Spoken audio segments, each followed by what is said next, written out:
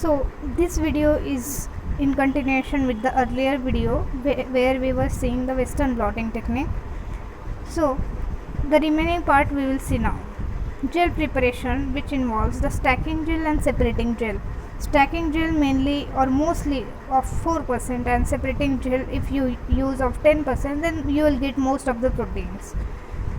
So for the preparation of stacking gel and separating gel, stacking and buffer and separating buffers are used, which has the pH of 6.8 and 8.8 respectively, because of their composition, which is made up of 0.5 molar and 1.5 molar tris.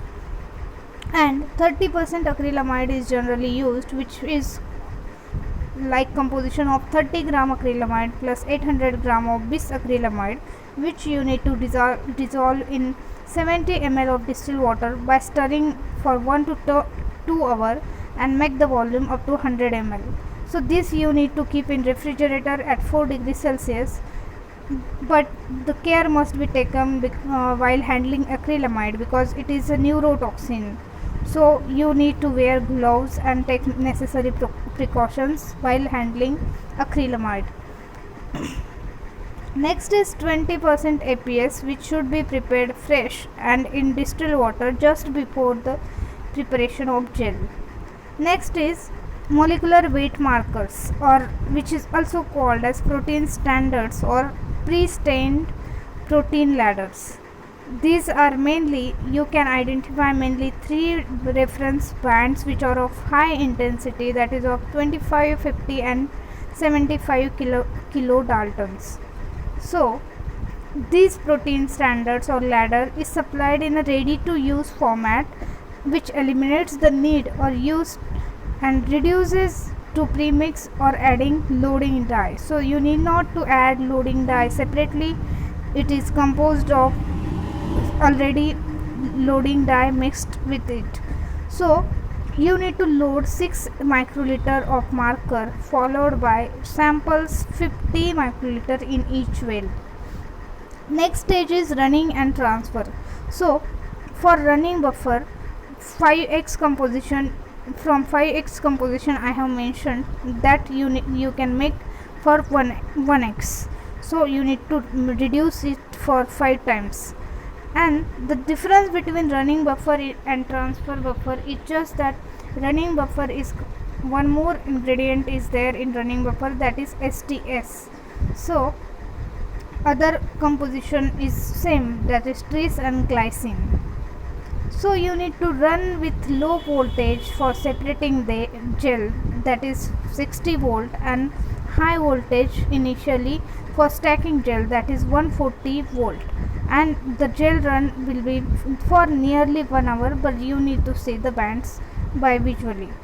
Next is transfer.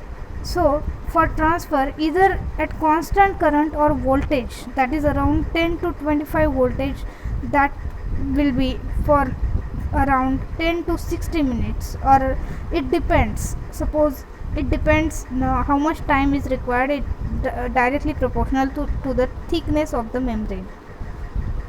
But you need to maintain the apparatus, this apparatus at 4 degrees Celsius, so care must be taken while handling this apparatus. Next is transfer of proteins. So two things you need for transfer, that is PVDF membrane and the gel, which needs to be equilibrated for 3 to 5 minutes in ice cold transfer buffer. So the sandwich you can prepare by using sponge, 3 filter papers, then you keep gel membrane, then filter paper and sponge. So simple is the logic is, from the proteins will be proteins which have negative charge will be transferred from cathode, that is negative, to anode, which is positive. So for the positive end you need to keep the membrane, and upon that you need to keep gel, and there should not be any buffer in PVDF and gel. So buffer or any bubbles that you need to remove from that PVDF membrane and gel, so that easy transfer will be there. Next stage and last stage is visualization of proteins in membranes. no, this is not the last stage, but it is visualization in membranes, not in the, sorry. Okay, so to this visualization using poncho red dye, it just for the checking that successful transfer of proteins has happened or not. So you need to wash the membrane in TBST and dilute the stock poncho red, that is 1:10. The stock is made of 2% poncho S in 30% trichloroacetic acid and 30% sulfosalicylic acid. So you need to add poncho and incubate on an agitator for 5 minutes. Then you need to wash extensively in water until the water is clear and the protein bands are well defined. Then the membrane may be destained completely by repeated washing in TBST or water. When you using PVDF membrane, when you need to use PVDF membrane, then you need to reactivate the membrane with methanol and then wash it again in TBST. Next stage is blocking the membrane. So blocking prevents non-specific background binding of the primary and or secondary antibodies to the membrane. So 5% milk or bovine serum albumin solution in TBST buffer you need to prepare, and then you need to block the membrane. Then next stage is addition of primary antibodies. So primary antibody you need to incubate in blocking buffer, and secondary antibody you need to incubate in TBST solutions. And for secondary antibody, dilutions will be from dilutions will be mentioned, but generally you need to try it for 1 to 1000 to 1 to 20,000. So primary antibody you need to incubate overnight at 4 degrees Celsius on shaker, whereas secondary antibody you need to incubate for just 1 hour.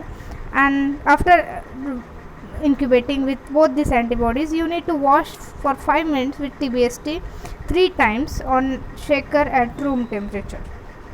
And next stage, which is last stage, which is visualization of the protein bands using ECL mixture.